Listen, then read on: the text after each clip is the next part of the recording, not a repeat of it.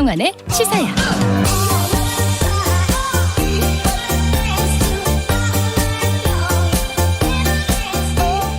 한 주 동안 있었던 이슈 가운데 우리가 조금 더 깊이 들여다봐야 할 이슈, 정치권 움직임 깊이 있게 짚어보는 시간입니다. 뉴스의 외전, 늘 함께 하시는 패널 두 분 소개해드리겠습니다. 배종찬 인사이트K 연구소장 자리하셨습니다. 안녕하세요. 안녕하십니까. 김민하 시사평론가 모셨습니다. 안녕하세요. 안녕하세요. 네. 윤석열 대통령 국정수행 지지율 하락세가 멈췄다, 이런 여론조사 결과가 나왔는데요. 먼저 관련 내용부터 간단히 살펴보고 토론을 이어가봤으면 좋겠습니다. 김민하 평론가께서 정리해 주실래요? 한국갤럽이 자체적으로 지난 19일부터 21일까지 사흘간 전국 18세 이상 성인 남녀 1,000명을 대상으로 조사를 했습니다. 윤석열 대통령이 국정수행을 잘하고 있느냐, 이 질문에 대해서 긍정평가하는 이 답변이 응답자의 32%였고요. 예. 잘못하고 있다라는 응답은 이 60%로 집계가 됐습니다. 근데 이제 계속 이제 내림세로 이제 이어져 왔는데 6주 전에는 이제 53%가 긍정평가했는데 계속 내림세를 지속을 해서 32%까지 내려왔다, 이렇게 볼 수가 있겠고, 부정평가는 이 6주 전에 마찬가지로 비교를 해보면 33%에 불과했었는데, 예. 지난주에는 53%, 이번 주에는 60%에 도달을 했기 때문에 긍정평가는 내려갔고 부정평가는 계속 올라간 그런 이제 흐름이 나타났다라는 겁니다. 다만 이제 긍정평가는 전주하고 이번 주 다 이제 32%, 2주 연속 32%였기 때문에 네. 하락세 자체는 이제 멈췄다라고 볼 수 있는 그런 수치가 나온 건데요. 왜 그러면 이런 평가를 했느냐? 일단 부정평가를 한 응답자들이 이유로 꼽은 거는 인사, 이게 가장 이제 많은 응답이 나왔고요. 네. 그다음에 경제와 민생을 살피지 않는다, 경험, 자질이 부족하다, 무능하다, 이런 답변이 이제 주로 나왔습니다. 각각 이제 인사가 부정평가 응답한 사람들의 응답에서 24%였고, 경제 민생을 살피지 않는다가 10%, 경험, 자질 부족, 무능함, 이게 8%였는데요. 네. 긍정평가한 이유로는 뭐 소통을 잘하고 있다, 또는 주관이 있다, 소신이 있다, 이런 응답들이 긍정평가 답변에 이제 7%, 결단력, 추진력, 뭐 뚝심, 그리고 전 정권의 어떤 잘못한 점을 극복한다 등이 이제 6% 이렇게 나왔다라는 내용인데, 이 자세한 내용은 중앙선거 여론조사심의 홈페이지를 참조하시면 되겠습니다. 네. 배종찬 소장께서 분석을 좀 해주시죠. 네, 한국갤럽 조사에서 이제 긍정이 32%로 직전 조사와 동일하게 나왔거든요. 네. 그 이야기는 최근에 북송 어민과 관련된 수사, 이른바 안보 이슈를 터뜨리거든요. 색깔론 이야기도 나오는데, 네. 그러니까 보수층에서는 지지층이 추가적으로 더 이탈되고 있지는 않다. 그러니까 위기감에 따른 결집, 우리가 이른바 경제적 용어로 본다면, 주식 용어로 이야기한다면 기술적인 강부합세. 이제 그러니까 예를 들어서 30% 초반까지 갔는데 20% 떨어지면 내가 만든 정권이 흔들릴 수 있다. 그렇죠. 이런 위기감이 작동했다. 그렇죠. 그러니까 네. 보수층 결집은 이번 조사에서 갤럽 기준으로 일어났다고 봐야 되겠죠. 그런데 네. 부정평가는 7%포인트 더 올라간 결과거든요. 이거 어떻게 봐야 됩니까? 그런 중간지대 유권자층이 더 빠진 거죠. 계속해서 말씀드렸습니다만. 보수층은 결집했는데 중도층은 오히려 빠졌다. 그렇죠. MZ세대나 여성, 또 중도층에서는 추가 이탈이 있다. 그래서 이제 부정평가가 더 늘어날 수밖에 없는 것이, 근본적인 이제 우리가 펀더멘털이라고 할 수 있는 인사, 그리고 대통령의 스타일, 태도, 이 부분에 대해서는 부정적인 평가 이유를 보더라도 추가적으로 해소가 안 됐거든요. 네. 특히 이번 주죠. 우리가 금요일이니까 이번 주 말고 지난주에는 대통령의 인사가 윤석열 대통령과 관련된 인사였다면, 네. 이번 주는 대통령의 인사지만 대통령실에 있는 인물이지만 관련성은 권성동 원내대표, 당대표 직무대행과 더 커졌다고 봐야 되겠죠. 네네.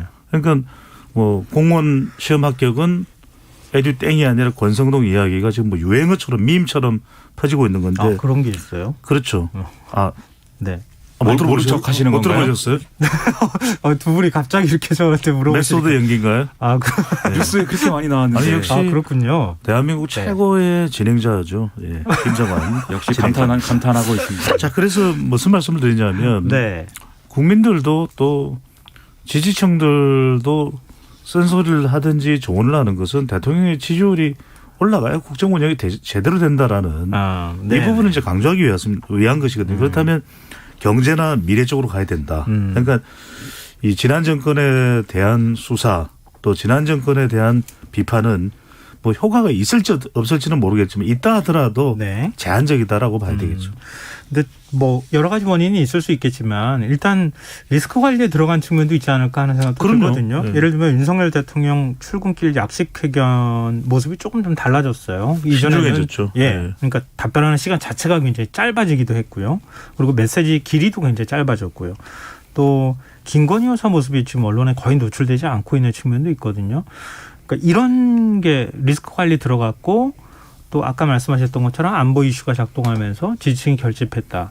이렇게 또 다 종합적으로 평가할 수도 있을까요? 김민하 평론가 어떻게 보세요? 일단 뭐 리스크 관리에 들어간 것 자체에 대한 어떤 효과는 그것 자체가 어떤 긍정적인 효과를 만들어냈다기보다는 네. 추가적인 부정적인 변수를 창출하는 거를 그 가능성을 이제 없앤 거죠. 그러니까 이게 단기적인 어떤 뭐 대증요법인 건데 네. 일단은 그것이 뭐 새로 돌출할 수 있는 변수는 없앴다는 점에서는 일단은 이제 효력이 있겠다 이렇게 볼 수가 있겠는데 네. 그런데 이제 또 김건희 여사도 마찬가지입니다. 김건희 여사 뉴스가 이제 거의 이제 사라진 부분이 있잖아요. 그 인사 논란을 마지막으로 네. 그런 것들도 전략적으로 이제 판단을 해서 김건희 여사 좀 설득하고 이런 과정이 있지 않을까 싶은데 그런데 이게 이렇게 하면 그러면 이제 앞으로 지지율이 뭐 긍정적으로 돌아서는 것이냐 이제 이런 것은 아닌 거고 여론이 긍정적으로 돌아서는 거냐 이런 건 아닌 거고 네. 추가적인 하락을 막을 정도이지 그리고 이게 그런 기술적인 어떤 대응들 뭐 또 저 약식 회견을 하는데 뭐 질문 답변을 과거에는 뭐 7개 9개씩 했는데 2개만 네. 하자라든지 네. 이런 기술적인 대응이 필요한 게 아니라 대통령의 이제 생각과 좀 태도가 바뀌는 게 그게 보여야 되거든요. 그래서 똑같이 질문을 7개, 9개 하더라도 네. 아, 대통령이 과거와는 다른 답변을 하고 있다. 어떤 좀 더 겸허한 모습, 좀 더 국민을 먼저 생각하는 모습을 보여주고 있다. 이런 인식이 생기면 그때 이제 좀 사람들이 다시 볼 수 있는 계기가 생기는 건데 네. 아직 그런 정도에 도달하지 않은 것 같아서 일단은 단기적인 대응을 하더라도 다시 좀 이 접촉면을 늘리고 그리고 그 접촉면을 놀린 속에서 대통령이 정면 승부할 수 있는 그런 준비를 좀 이 기간에 해나가는 게 중요할 거라고 생각합니다. 근데 약식 회견의 경우에 네. 윤석열 대통령이 이렇게 메시지 짧게 내면서 리스크 관리에 들어갔다고 하는 그 이후에도 이른바 이제 대우조선 해양 파업 사태와 관련해서 기다릴 만큼 기다렸다. 이렇게 얘기해서 이렇게 보면 노사협상의 여지가 줄어들고 만약에 공권력 투입했을 때 불상사상기만 다 대통령 책임으로 가는 거 아니냐. 그것도 부적절했다 이런 메시지가 나왔단 말이에요. 이 약식회견을 사실 소통의 한 방식으로 이전 정부에 없었던 모습으로 도입했는데 그걸 리스크 관리 그러니까 발언 때문에 오히려 더 논란이 커지니까 발언 자체를 안 하거나 짧게 하거나 아예 발언을 하지 않는 그러니까 질문에 답을 안 하는 방식으로 가는 거 그건 어떻게 보세요?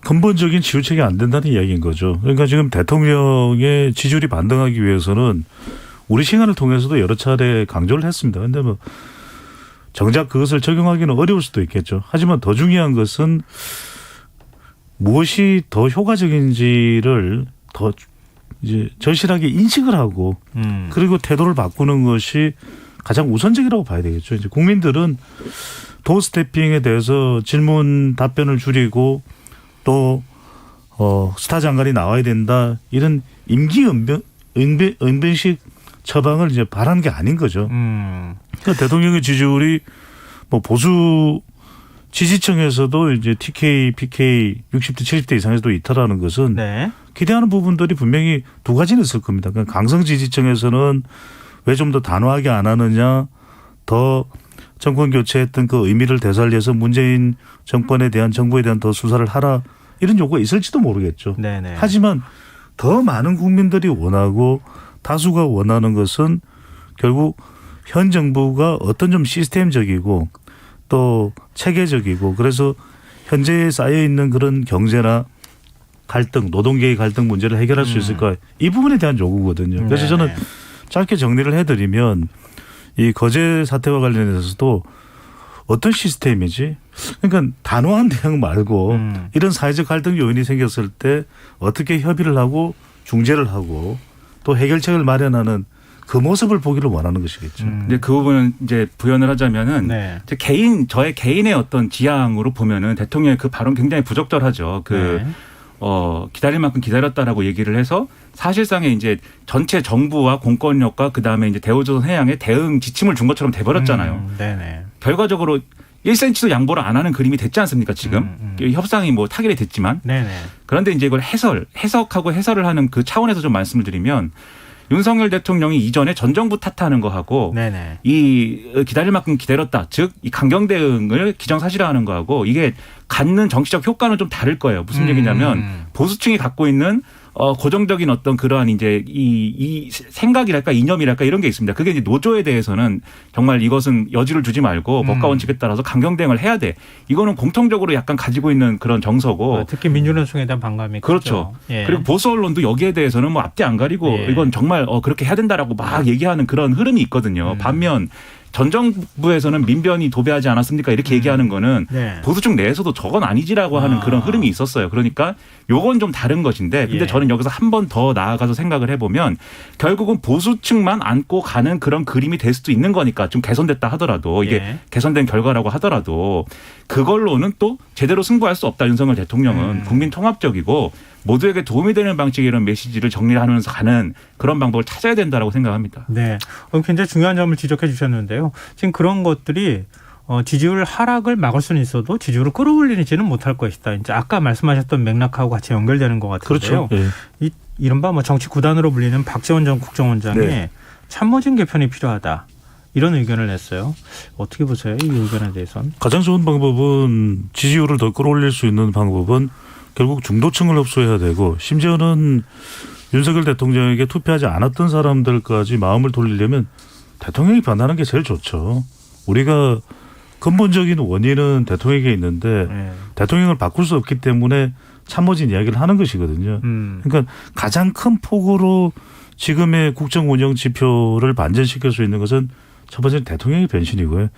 그러니까 박지원 전 국정원장이든 김재원 전 최고위원이 참모진 이야기를 하는 건 대통령은 안 바뀔 게 사람 잘 안 변해요. 어른이 키 크는 거 봤습니까? 안 변하잖아요. 배종찬 그러니까 소장도 잘 안 변할. 예? 배종찬 소장도 잘 안 변할. 저는 시도 때도 없이 변하죠. 변신의 기제다. 변기라고 그러죠.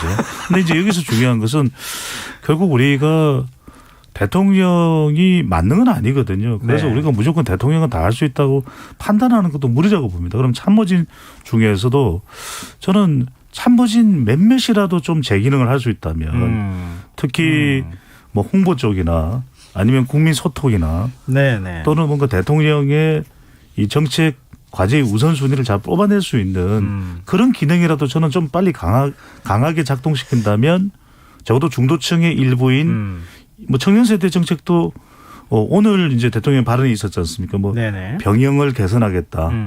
또 병사 월급 200만 원 추진하겠다. 저는 이제 이게 위기감에서 오는 것이거든요. 이런 네네. 부분을 할 수 있는 참모진이라도 적어도 핵심 참모진 4-5명은 좀 바뀔 필요가 있겠죠. 일단 일신하는 면모를 보여주면 다시 새로운 기대가 생겨나기 때문에 그게 지지율로 반영되는 효과로 갈 수도 있지 않겠느냐. 뭐 이렇게 또 연결이 되는 얘기인 것 같아요.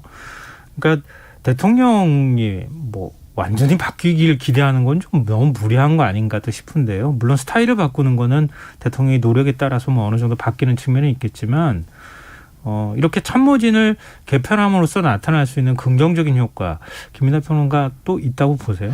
근데 대통령도 바뀔 필요가 있으면 바뀌어야 되는 거죠. 그거는 뭐 당연히 국가의 지도자인데 그럴 수 있는 건데 이제 대통령의 활동과 발언과 어떤 나타나는 어떤 모습이라는 거는 대통령이 갖고 있는 개인적인 요인에만 사실 기댄다기보다는 네. 이 하나의 어떤 정권이라는 대통령실이라는 또는 윤석열 정부라는 좀 집합의 어떤 모습으로 나타나야 되지 않습니까? 네네. 그래서 그런 모습으로 나타나는 과정에 이건 윤석열 대통령의 개인적 어떤 특성이 반영돼서 뭐 메시지가 이렇게 나오는 거구나. 이렇게 보조적으로 이게 이제 와야지.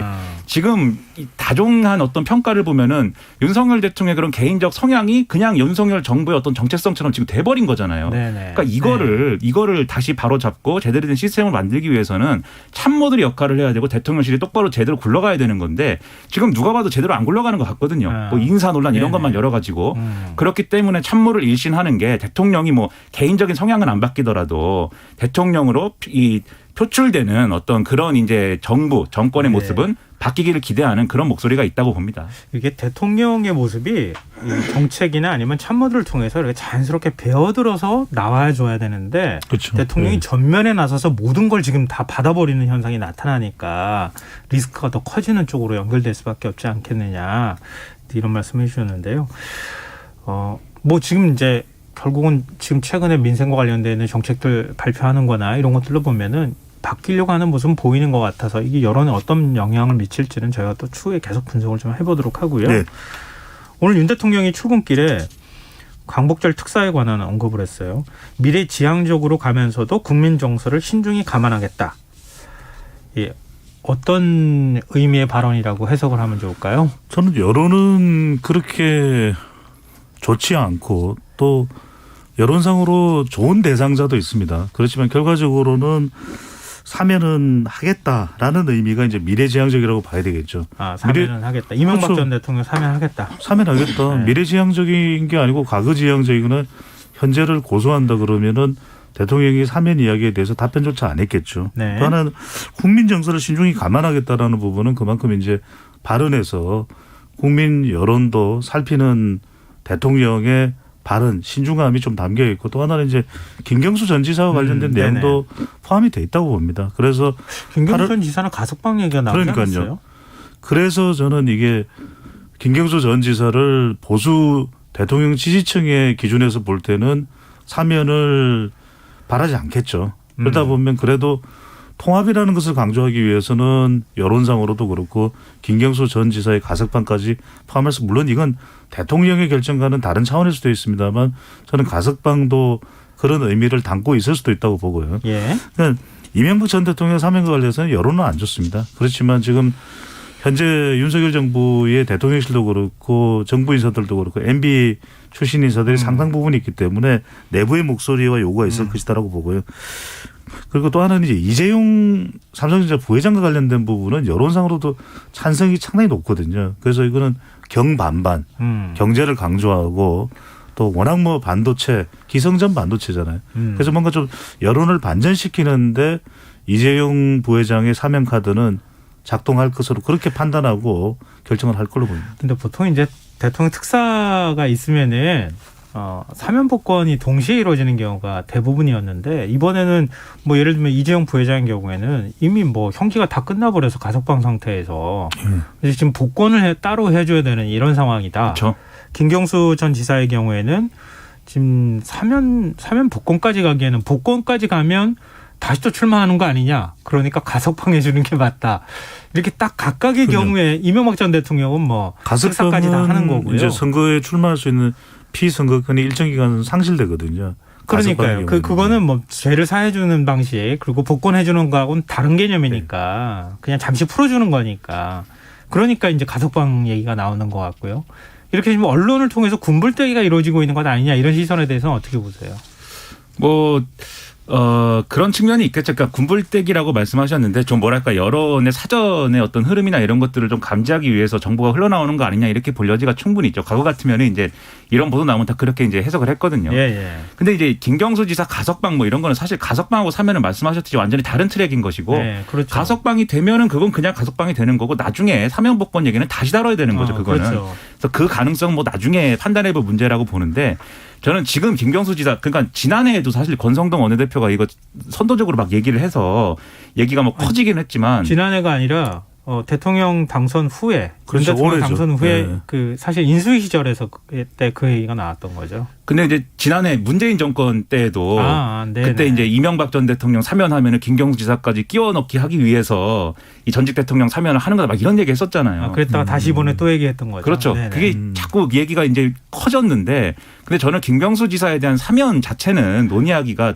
좋은 타이밍 아니라고 보고요. 너무 이르다는 생각이고 그런 이제 논의는 그렇기 때문에 아마 가석방이 이제 뭐 되는 쪽으로 갈 것이다라고 뭐 보는데 다만 이런 건 있습니다. 미래지향적으로 이제 하겠다라고 하는 것은 결국은 미래지향적이라는 건 뭐냐면은 첫째로 국민을 통합시켜야 되는 것이고 그렇죠. 둘째로 이거는 뭐 윤석열 정권의 입장에서 보면 경제에 도움이 되고 이런 측면을 보겠다는 거잖아요. 근데 이명박 전 대통령을 사면 복권하는 것이 이제 좀 국민 통합에 도움이 되는 거냐? 그건 아닐 수 있겠죠. 다만 이명박 전 대통령이 계속 감옥에서 있다가 뭐 예를 들면은 좀 안 좋은 상황에 처한다든지 그런 상황이 되면 또 국민 통합에 저해되는 상황이 될 수도 있으니까 그거를 방지하기 위한 어떤 결단이라고 볼 수는 있겠는데 여러모로 논쟁적일 수밖에 없는 상황은 또 사실인 것 같습니다. 네.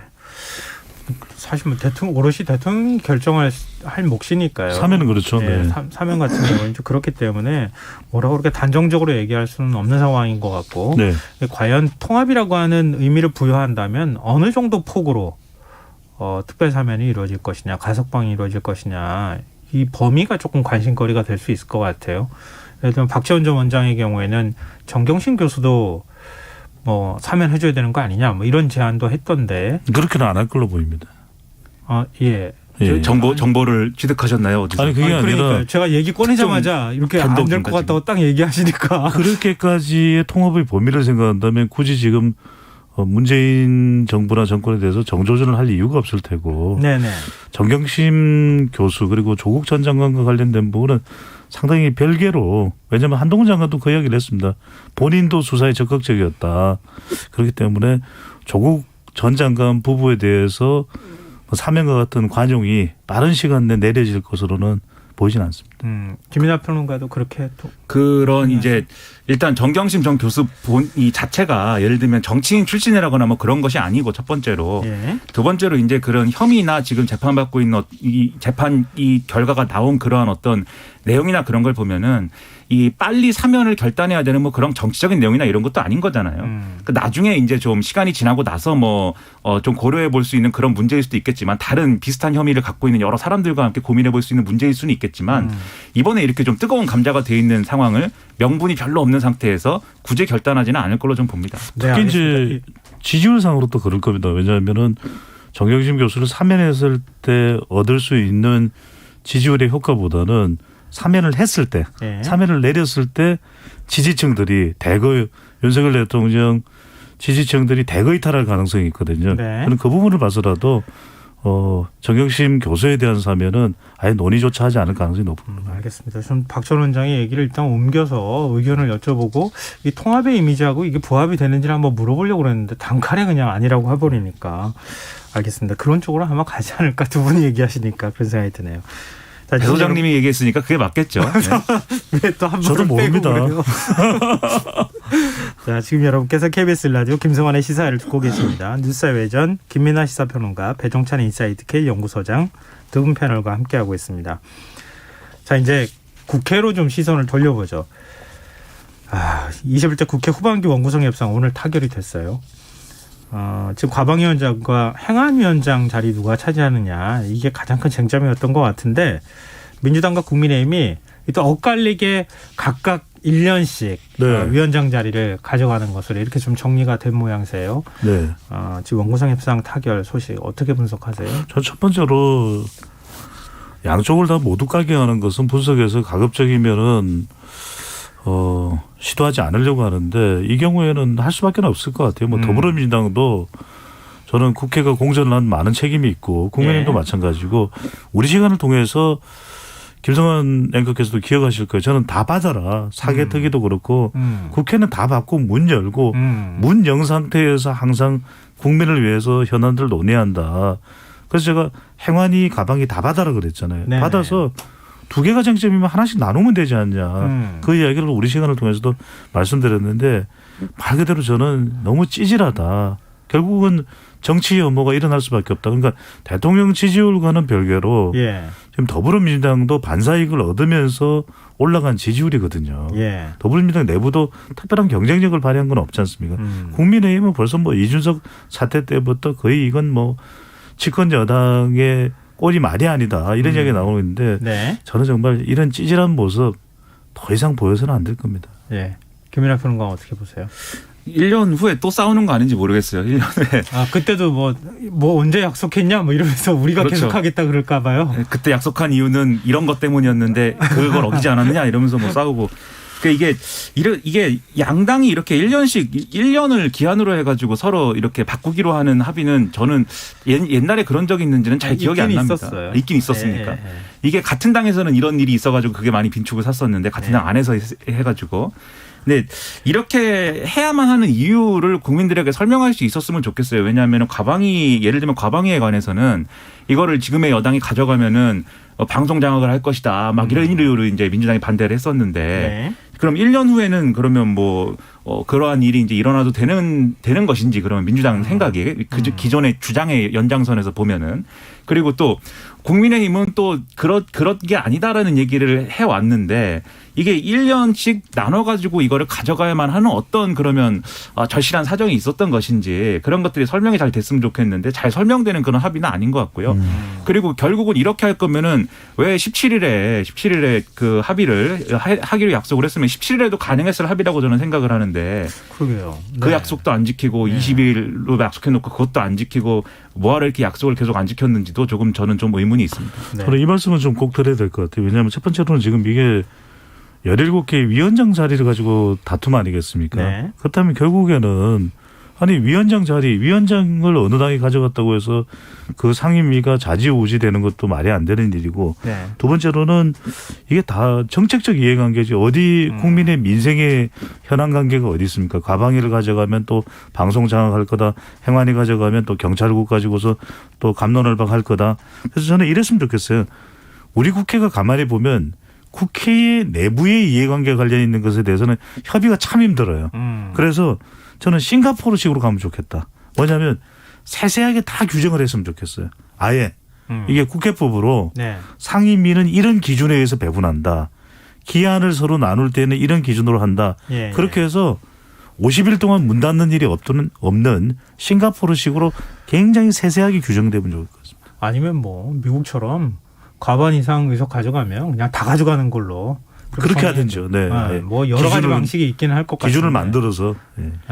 그렇게 하면 기존 관리하고 또 어긋나는 측면이 있습니다. 근데 저는 그 기준을 만드느라고 또 엄청나게 힘들 것 같아서 그 기준을 세부적으로 만드는 게 답인지도 좀 의문이고. 그 정기특위 지금 구성하기로 했잖아요.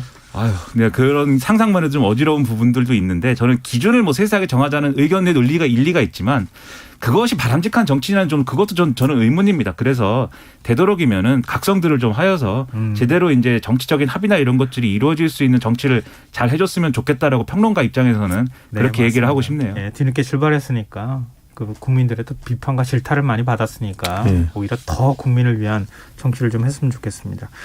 그것도 지금 국회에서 좀 쟁점이 되고 있는 게 민주당이 철회를 했었던 민주유공자 예우 법안을 재추진하겠다 이렇게 밝히고 나서면서부터 국민의힘 권성동 직무대행이 합법적 조국이 되려는 시도다 이런 비판을 또 하고 있어요.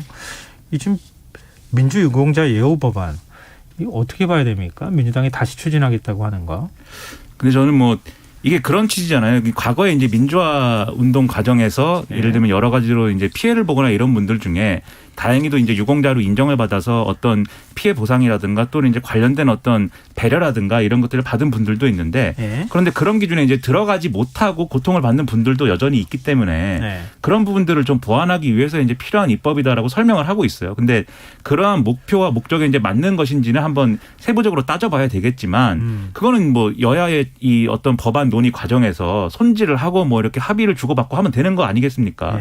근데 이거를 이 법안을 뭐 내는 것 자체에 대해서 이렇게 알레르기적으로 반응하는 건 잘 이해가 안 되고 그리고 합법적 조국이 되려는 시도가 무슨 뜻인지도 잘 모르겠어요. 합법적 조국은 무엇이고 불법적 조국은 무엇이고 그럼 애초에 조국은 무엇인지 잘 이런 방식으로 논의 안 했으면 좋겠습니다. 근데 이건 것 같아요. 그 국민의힘에서 주장하는 것은 이른바 운동권 특혜법이다 이렇게 얘기하는 거고 민주당에서는 국가 유공자 예우가 다 되고 있지 않느냐. 민주화 유공자도 국가 유공자급으로 인정을 해줘야 되는 거 아니냐. 그러면 자녀들에 대해서 여러 가점이나 이런 것들이 있잖아요. 국가 유공자의 경우에는. 그러니까 그런 유공자의 개념으로 봐줘야 되는 거 아니냐. 이런 시각이 충돌하고 있는 것 같아요. 그러니까 바로 그런 부분이죠. 그러니까 그런 이해를 통해서 협의를 하면 될 일인데 왜 안 할까. 이미 이 법안이 등장한 시점부터 정치적으로 맞서기로 작정을 한 거예요. 그러니까 좀 더 이건 세 가지 원칙에 의해서 작업을 하면 되는 거죠. 첫 번째는 기준이 명확히 뭐냐. 그러면 민주화 유공자법이든 그 내용이 됐든 법안의 이름보다는 그 내용이 중요한 거잖아요. 네네. 기준. 두 번째는 규모입니다. 그러니까 지금 우상호 비대위원장은 얼마 안 됩니다. 몇 명 안 됩니다. 그러니까 저는 몇 명 안 됩니다. 이렇게 이야기하지 않았으면 좋겠어요. 대략 사전조사를 해볼 때는 이 정도 규모의 대상자가 있다. 하지만 이 숫자가 적든 작든 이들에게 이 법이 적용이 필요한 이유는 어떤 이유다. 세 번째는 저는 투명성과 형평성입니다. 그러니까 대상자를 선정하고 어떤 금액이 지원되고 또 이제 입학과 관련된 부분도 있다고 하거든요. 그러면은 투명성과 형평성 이런 부분들을 해서 머리를 맞대고 그러면 김민하 평론가가 국민의힘이고 제가 더불어민주당이다. 제가 네네. 더불어민주당이고 김민하 평론가가 국민의힘이다. 그러면 이런 기준을 갖고 머리를 맞대면 해결을 할 수가 있어요. 네. 그러니까 저는 하나만 더 네네. 짚자면은 윤석열 정권에서는 여당하고 정부하고의 어떤 메시지나 태도나 이런 것들이 일관됐으면 좋겠습니다. 윤석열 대통령은 5.18 민주화 운동에 관련된 정신이나 이런 것들을 헌법 전문에 넣자고 그러네요. 적극적으로 계속 네네. 말해왔지 않습니까? 그러면은 법안에 대한 지금 배 소장님 말씀하신 것처럼 디테일한 부분에서는 이견이 있고 뭐 조정이 필요할 수 있어도 예. 이게 그냥 이 법안이 있으면은 큰 어떤 문제가 있는 것처럼 얘기하는 것은 적어도 일관된 태도는 아닌 것 같거든요. 그러니까 상당한 의문이어서 그러지 말았으면 좋겠습니다. 저는 일단, 지금 예. 색깔을 기준으로 하는 거는 이제는 좀 더 이상 하지 말았으면 좋겠어요. 지금 4.3 관련된 유공자도 비슷한 현상이 있거든요. 네네. 저는 이건 차분하게 냉철하게 이 사안이 무엇인지 어떤 기준인지 내용은 합법적이면서도 합리적이고 상식적인 것인지 그것을 들여다보면 되거든요. 네, 맞습니다. 안에 내용이 뭔지도 들여다보지 않고 그냥 법안 자체를 규정해버리고 이게 이제 진영 간 싸움으로 자꾸 몰고 가려는 현상은 그렇게 썩 좋아 보이지는 않네요. 말씀하셨던 것처럼. 시간이 이렇게 많이 남지는 않았는데요. 민주당 전당대회 관련된 얘기 좀 해보죠. 이게 다음 주 28일 예비 경선이 있어요. 컷오프가 이제 진행이 될 텐데요. 네네. 별로 국민들은 지금 관심이 좀 없는 거 아닌가 싶어요. 전당대회. 어대명이기 때문에 더 그런 현상이 나타나겠죠.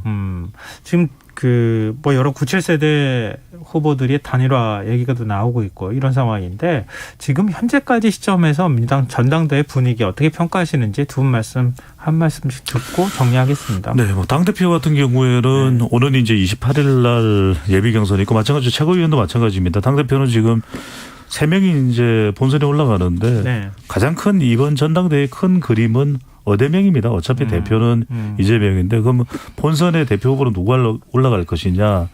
뭐 박주민, 박용진, 강병원, 강훈식 중에서 올라가느냐. 뭐 올라가겠죠. 근데 네. 굉장히 주목받고 있는 것이 이 청년 후보인 이동학 네. 이동학 후보의 경우에는 상당히 주목받고 있는데 과연 어느 정도의 돌풍이 되느냐 이게 핵심일 것 같고요.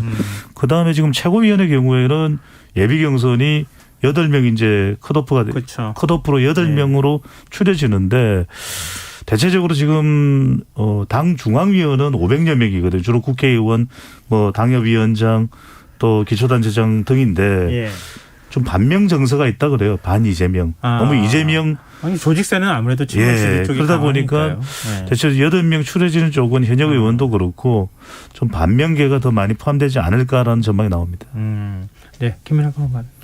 지금 뭐 결과는 거의 뭐 정해진 거 아니냐 이렇게 말씀들을 하시는 거잖아요. 근데 결과가 정해졌기 때문에 그냥 손 놓고 뭐 이렇게 보는 그런 모습이라기보다는 결과가 뭐 뻔하다 하더라도 그것에 얼마나 성의 있게 임하느냐를 또 유권자들이 평가를 할 거거든요. 네. 결과가 뻔한 것의 대상자인 이재명 의원이 이것을 그냥 뻔한 전당대회로 치르는 게 아니라 이 전당대회를 기회로 해서 이재명도 새로운 이재명. 민주당도 새로운 민주당 그리고 국민의 신뢰를 정말 받을 수 있는 이러한 목소리를 낼 수 있는 민주당으로 바꾸려는 시도를 해야 됩니다. 그리고 그 시도는 매우 어려운 길이고 정말 쉽지 않은 그런 과정이겠지만 그걸 하지 않으면은 사실 이기는 민주당 이재명 의원이 얘기하는 그거 못 만들 거거든요. 그러니까 그런 역할을 어떻게 하면 좋을지를 고민을 더 많이 했으면 좋겠습니다. 두 분 말씀 들으면서 제가 이렇게 고기를 계속 끄덕끄덕 오늘따라 새로운 김민하가 아닌가. 아닙니다. 저는 이제 지금 새롭지 않아서 목소리도 잘 안 나오고 지금. 아까 그만 좀 변탄소장 계속 변한다 그러지 않았어요? 그럼요.